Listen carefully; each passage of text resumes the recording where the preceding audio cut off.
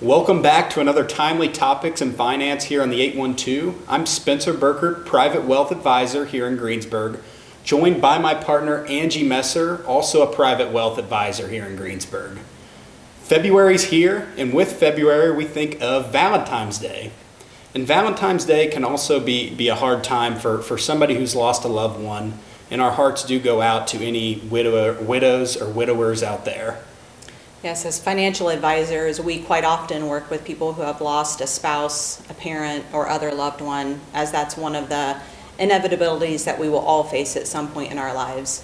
And although emotionally it can be difficult to prepare for that time, there are some things financially that can be done in advance to make that difficult time just a little bit smoother. Yeah, so Angie, what are some things that somebody can do to prepare for a loss of a loved one? I would say the number one thing is know where your assets are. Where do you have accounts? Who's the financial professional that you work with? It's very common for one of the partners to be the primary person that handles the finances, but if that person is suddenly gone, if the surviving spouse at least has a basic understanding of the assets, where they're at, and who they work with, again, that's one less difficult thing that they have to overcome during that time.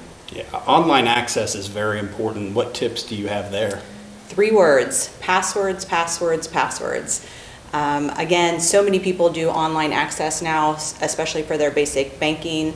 And if you don't know how to get into the account to pay bills and your basic expenses, that's not something that you want to be faced with at that time. So know how to get into your bank accounts. What about some things that aren't online?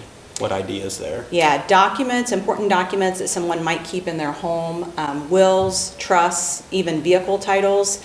Again, know where they're at and how to get to them. Typically, one of the partners is responsible for organizing and filing in the home. The other person needs to at least know where they're at and how to access them, especially if they're in a safe. Yeah, great information. And that'll wrap up our video. Thank you for joining. You can contact us anytime. Look us up online, call, email. Thank you.